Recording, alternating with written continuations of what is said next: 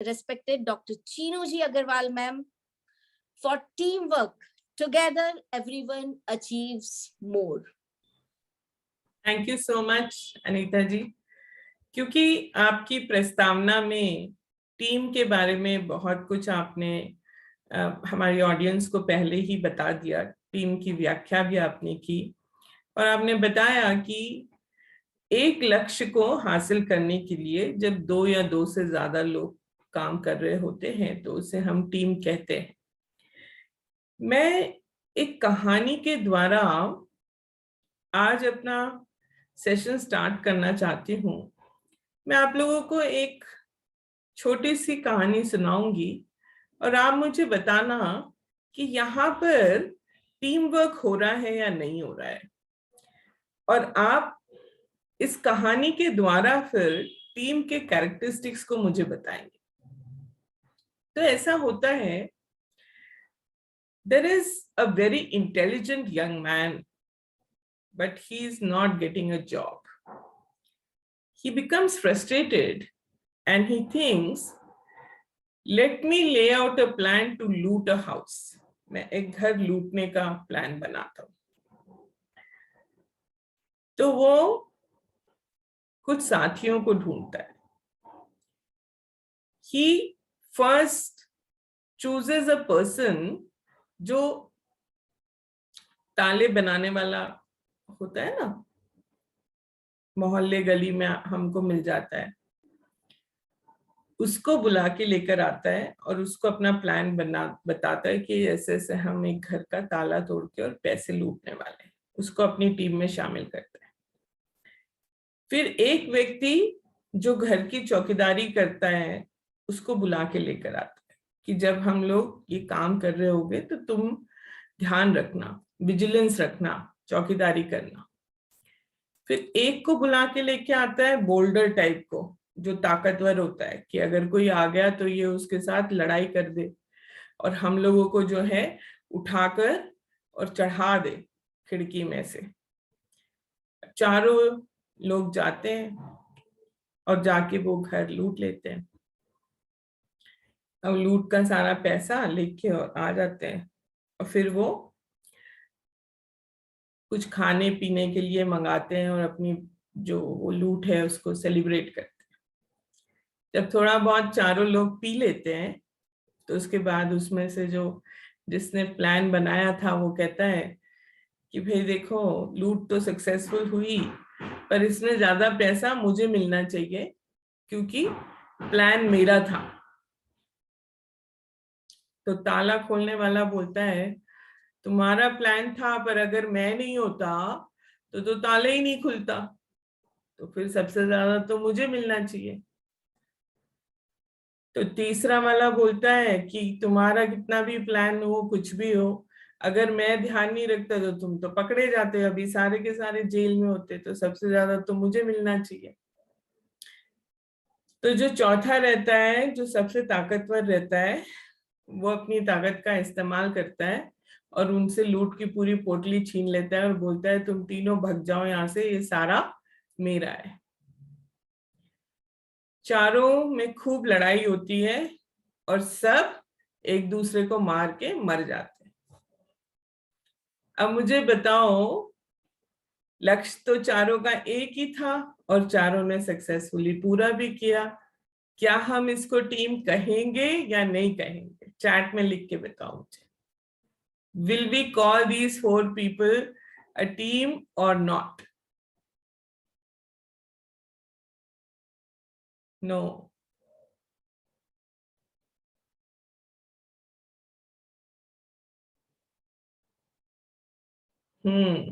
Nobody is ready to call them a team. So what do we do? क्या कमी रह गई इसमें? टीम की क्या कैरेक्टरिस्टिक्स हैं जो एक सफल टीम बनाती है और इन लोगों में क्या कमी रह गई? What was there which was not there in them? Anybody? Coordination, equal credit is given in a team, unity, team spirit, trust. Goodwill. देखो, टीम केवल कुछ लोगों के इकट्ठा होने से नहीं बनती, या इकट्ठा किसी लक्ष्य को प्राप्त करने के उद्देश्य से भी नहीं बनती। टीम की फाउंडेशन में बहुत सारे जीवन मूल्य है, बहुत सारी वैल्यूज है।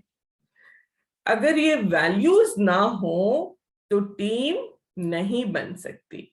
जैसे आपने कितनी सारी वैल्यूज चैट में लिख के बता दी। यूनिटी होनी चाहिए थी, ऑनेस्टी होनी चाहिए थी, ट्रस्ट होना चाहिए था, ये सब भी तो होना चाहिए था ना, तभी तो वो टीम कहलाती। डियर फ्रेंड्स, हम लोग बचपन से सुनते आए हैं एकता में बल है, यूनिटी इज स्ट्रेंथ।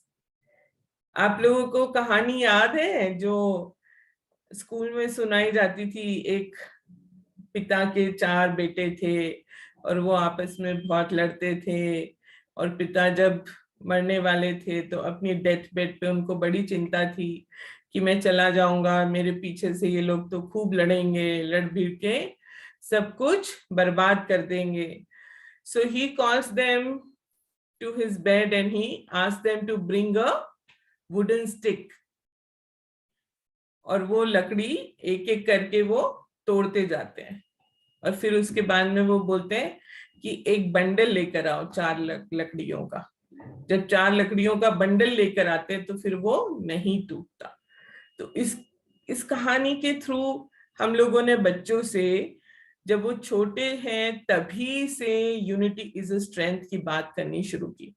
एक और बहुत पॉपुलर स्टोरी बच्चों को सुनाई जाती है, वो है पंचतंत्र की कहानी, वेयर एक चूहा होता है और बहुत सारी डव्स होती हैं, और वो शिकारी के जाल में फंस जाती है, और फिर सबकी सब जाल को एक साथ उड़ा के ले जाती हैं, और चूहा फिर उसको कतर देता है। ये सब कहानियां और ये यूनिटी इज अ स्ट्रेंथ की बात हम बच्चों को क्यों सुना रहे? Why do we want them to have unity amongst each other? Why do we want? क्या कारण है? Please tell me in the chat. क्यों हम सुना रहे हैं बच्चों को ये सब? इससे क्या बेनिफिट होने वाला है? अनीता जी ने कुछ हिंट्स दे दी अपनी प्रस्तावना। To inculcate values in them, okay? Moral values, sense of togetherness, to work together, okay? Because in team we achieve more. Exactly, Ashwini Majumdar. Friends, research ये कह रही है, शोध ये कह रहा है कि अर्ली एज से जब हम बच्चों के साथ मिलकर काम करने की भावना के बारे में बात करने लगते हैं तो उनके अंदर 3-fold डेवलपमेंट होने लगता है। इसको हम याद रखने के लिए SSC याद रखिए, सीनियर सेकेंडरी जो आप कहते हैं ना SSC, उसको याद रखिए। पहला, उनकी सोशल स्किल्स डेवलप होती है। देखिए, आजकल के जमाने में जब हम गैजेट्स के साथ जरूरत से ज्यादा जुड़ गए हैं तो हमें सोशल स्किल्स की कमी बच्चों में देखने में मिल रही है। जब हम यूनिटी और टीम वर्क की उनके साथ बात करते हैं तो उनकी सोशल स्किल्स अपने आप डेवलप होने लगती है। दूसरा, उनका सेल्फ कॉन्फिडेंस डेवलप होने लगता है, आत्मविश्वास उनमें आने लगता है। और तीसरा, उनकी कम्युनिकेशन स्किल्स इंक्रीज होती है। वो पहले एक दूसरे की बात सुनना सीखते हैं, फिर उसके बाद अपनी बात भी कहना सीखते हैं, और टीम में उनका सबके साथ विकास होना शुरू होता है। एक बहुत ही इंटरेस्टिंग रिसर्च पेपर ने ये भी बताया कि जब स्कूल्स में हम बच्चों के साथ टीम वर्क करवाते हैं तो उन स्कूल्स में बुलिंग भी कम होती है। बुलिंग कम होने का क्या कारण है अगर हम उनके साथ टीम वर्क कराते हैं तो? Can anyone reply in the chat? Bullying क्यों कम होती है टीम वर्क कराने से? एनीवन? दे बिकम फ्रेंड्स, उनमें एक्सेप्टेंस आता है, यस, और दे विल वर्क टुगेदर, तो उनमें आपस में हाँ सेंस ऑफ वननेस आने लगती है। They start understanding each other, bonding with each other, they become concern for each other, very good. So a sense of belongingness starts coming in them. कई बार जब पेरेंट्स मुझे सिबलिंग राइवलरी के बारे में बोलते हैं ना, तो मैं उनको यही कहती हूँ कि जब आप बोर्ड गेम्स खेल रहे हो बच्चों के साथ, लूडो, सांप सीढ़ी या कुछ चेस खेल रहे हो, तो आप उन बच्चों को जो आपस में लड़ते हैं, बहन भाई हैं या भाई भाई हैं, उनको एक टीम में रखिए और आप दूसरी टीम में हो जाइए। जनरली ऐसा होता है कि पापा और बेटा एक टीम में, मम्मी और बेटी एक टीम में, ऐसा नहीं। बच्चों को एक टीम में कर दीजिए और आप दूसरी टीम में हो जाइए। So now they will get a sense of collaboration. They will get a sense of belongingness to each other. They will fight for each other with you rather than fighting amongst themselves. So ये जो spirit है, इसको हम कहते हैं collaboration instead of competition.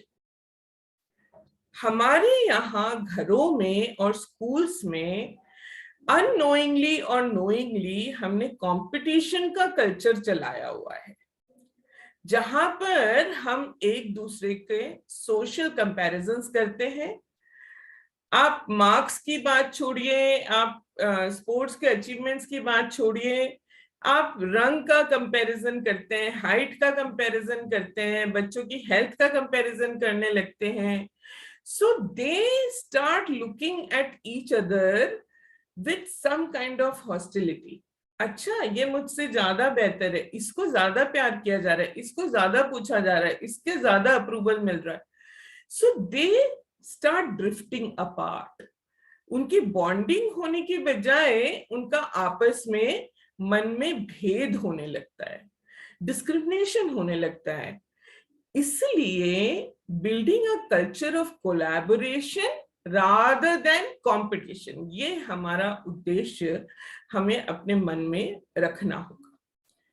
दूसरी एक बात क्या सामने आती है कि ऑर्गेनाइजेशंस कैसे लोगों को पसंद करते हैं। जब मैं ट्रेनिंग एंड डेवलपमेंट में कार्यरत थी, तो जब कंपनीज हमारे यहाँ आती थी इंटरव्यूज करने के लिए बच्चों के, तो वो स्टार परफॉर्मेंस को नहीं चाहती।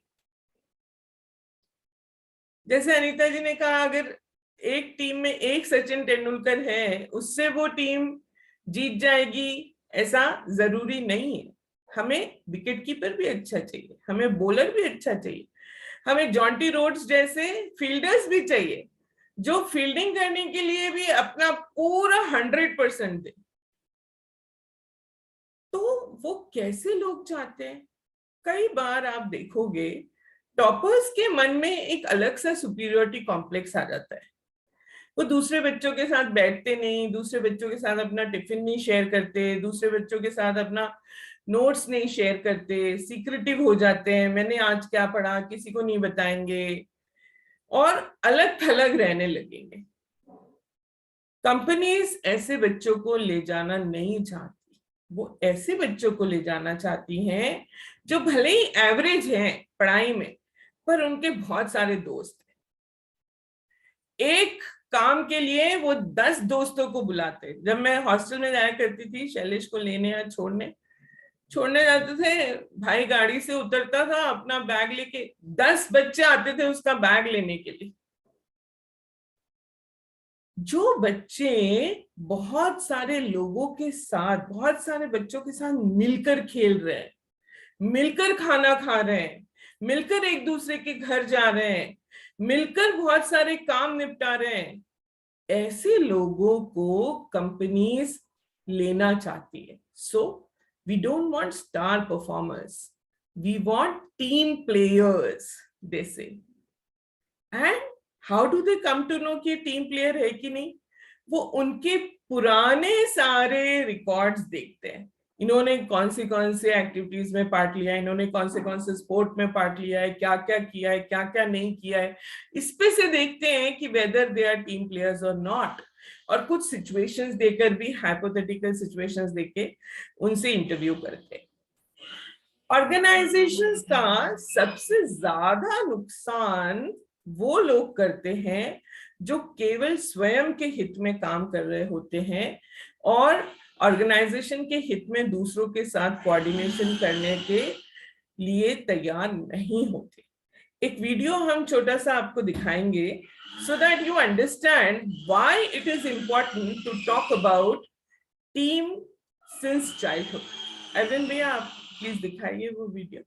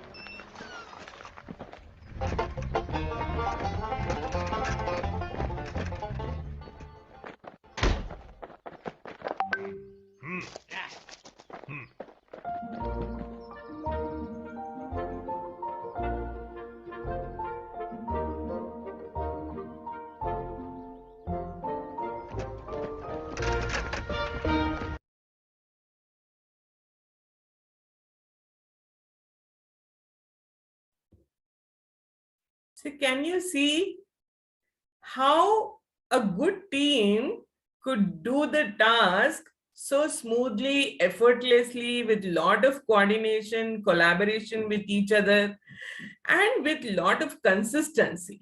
और जहां पर ये वाले एलिमेंट्स थे वहां क्या हुआ? Why the team was not being able to function in the earlier part of the video? क्या हो रहा था वहां पर? Can anybody please tell me in the chat?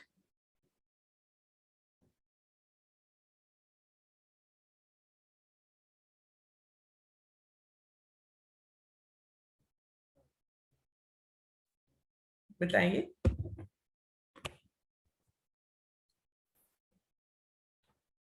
Lack of coordination, no planning. The star performer was alone. There were derogatory efforts, yes. One distraction, an opposite force, unfamiliar task. Yes. Yes. So friends, now please pay a little attention to me and let us understand what constitutes a good team. So first of all, we need to understand the 3 C's of a good team. A good team is committed.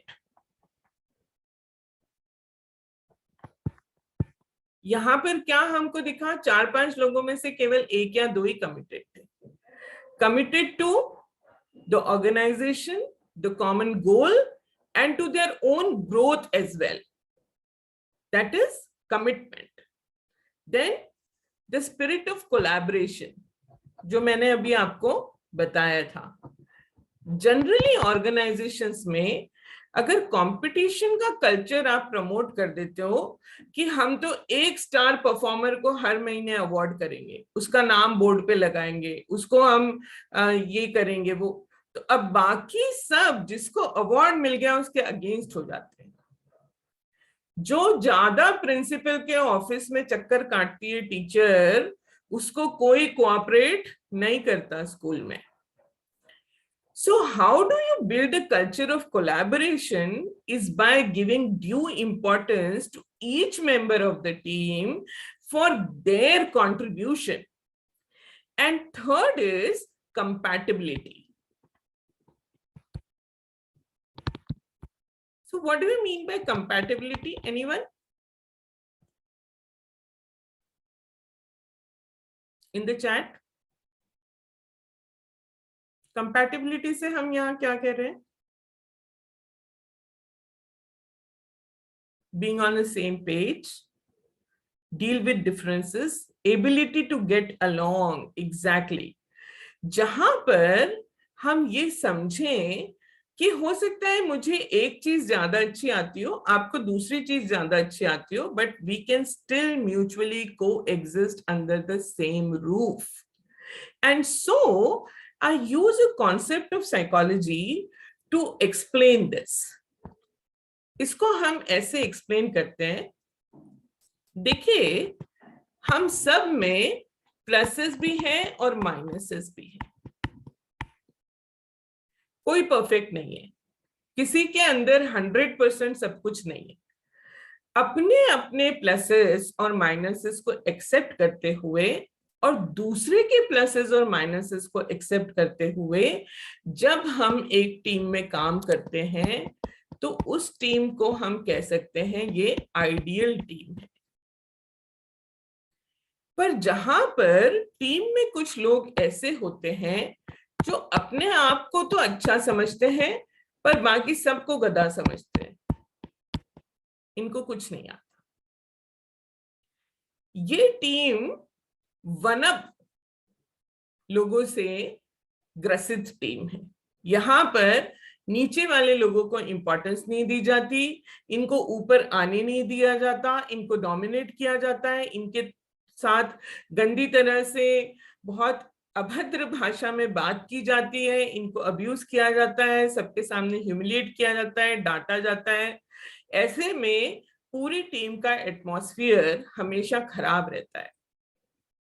तीसरा, जहां पर team members अपने आप को दूसरों से कमजोर समझते हैं, उनका खुद का कॉन्फिडेंस कम है अपने अंदर और दूसरों को देखकर वो ये सोचते हैं कि काश मुझे भी इनकी तरह बोलना आता, काश मुझे भी इनकी तरह करना आता, मुझे तो कुछ आता ही नहीं है, मैं कैसे कर पाऊंगा. ये है 1 डाउन पोजीशन टीम की. इस टीम को अच्छी तरह से ट्रेनिंग देने की जरूरत है, जहां पर जिन लोगों के अंदर कॉन्फिडेंस की कमी है उनको भी उबारा जा सके, उनको जो टैलेंट्स उनके अंदर है उनको नर्चर करके जो स्किल डेफिशिएंसी है उसको पूरी की जा सके. और चौथी टीम वो है जो होपलेस टीम है, जो गिव अप कर चुकी है, जो ये कहती है इस ऑर्गेनाइजेशन का कुछ नहीं हो सकता, यहाँ पर कुछ हो ही नहीं सकता। जैसे हम लोग कई बार मोदी जी के लिए कह देते हैं, अरे कोई भी मोदी आ रहा है, हिंदुस्तान का कुछ नहीं हो सकता। This is hopelessness. ऐसी होपलेस टीम के लिए वी नीड कैरिस्मेटिक लीडर्स, जो उनके अंदर जोश भर सके, जो उनको आगे बढ़ाने के लिए एक विजन दे सके, एक क्लियर डायरेक्शन दे सके, जो उनको गोल्स दे सके। जब आप टीम वर्क की बात बच्चों से करते हो तो बातों से बच्चों के अंदर टीम स्पिरिट इनकलकेट नहीं हो सकती, ना ही टीम स्किल्स इनकलकेट हो सकती है। हम चाहते हैं कि पर्सनल इफेक्टिवनेस के साथ साथ बच्चों के अंदर ग्रुप इफेक्टिवनेस भी आए।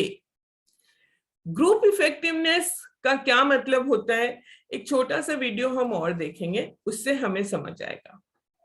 अरविंद भैया।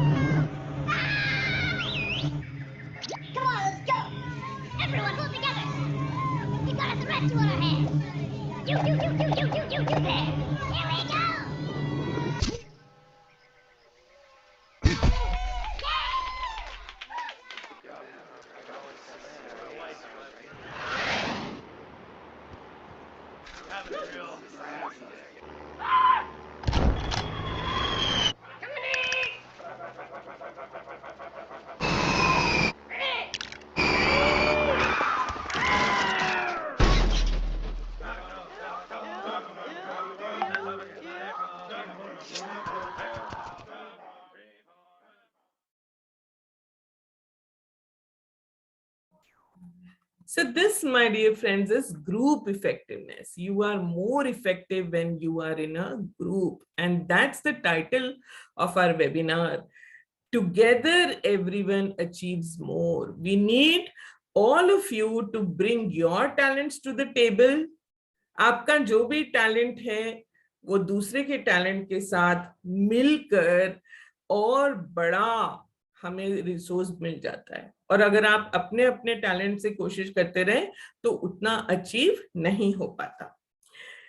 हिमा फाउंडेशन की प्रोजेक्ट की सीरीज में टीम वर्क के लिए मैंने 5 प्रोजेक्ट्स सोचे हैं, जिनको मैं 1 बाय 1 आपको एक्सप्लेन करती हूँ।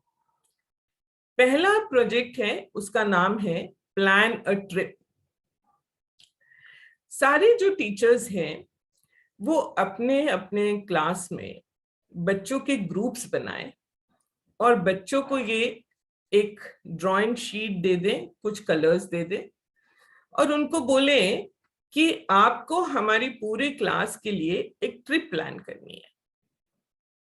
वो पूछेंगे मैम कहाँ, कैसे, कितने दिन की। बोलना मैं कुछ नहीं बताऊंगी, सब आप ही को सोचना है। You have to think, you have to decide, and you have to come and give me a plan. जब बच्चे ये एक्टिविटी कर लें उसके बाद वो अपना अपना ड्राइंग शीट लेकर आएंगे और पूरी क्लास के सामने प्रेजेंटेशन देंगे। वो हमें कहाँ ले जा रहे हैं, कितने दिनों के लिए ले जा रहे हैं, उन्होंने किस तरह से प्लानिंग की है, उन्होंने क्या सोच के डेस्टिनेशन तय करा, उन्होंने आइटिनरी बनाई कि नहीं बनाई, उन्होंने फाइनेंस का एस्पेक्ट देखा कि नहीं देखा, कंट्रीब्यूशन के लिए बोला कि नहीं बोला। ये सारी बातें फिर टीचर नोट करे और उनमें से कौन से ऐसे प्लान्स हैं जो फीजिबल हैं, उन टीम्स का नाम नोट कर ले। सो इस एक्टिविटी में बच्चों को आपस में ब्रेनस्टॉर्म करना पड़ेगा। कोई एक अपनी नहीं चला पाएगा, एक कोई सलाह देगा तो दूसरा दूसरी सलाह देगा। They have to ultimately come to a unanimous destination, तभी वो ट्रिप प्लान कर पाएंगे। उनको इस एक्टिविटी से बहुत अच्छे से समझ में आ जाएगा कि जो मैं चाहता हूं ऐसा होगा नहीं कि हमेशा वही हो। जैसे घर में तो हम मम्मी पापा के सामने जिद करते हैं और एक सेंस ऑफ एंटाइटलमेंट लेकर दुनिया में भी चलते हैं कि जैसा मैं चाहूंगा वैसे ही हो जाएगा। टीम एक्टिविटी से उनको पक्के से पता चल जाएगा, no, there are other people's opinions also which matter. एक दूसरी एक्टिविटी मैंने फैमिली एज अ टीम, बच्चों को ये विजुअलाइज करना है, एनविसाइज करना है कि हमारी फैमिली भी तो एक तरह की टीम है और इस टीम के भी कुछ गोल्स हैं और कुछ रोल्स हैं। कौन सा रोल प्ले कर रहा है फैमिली में?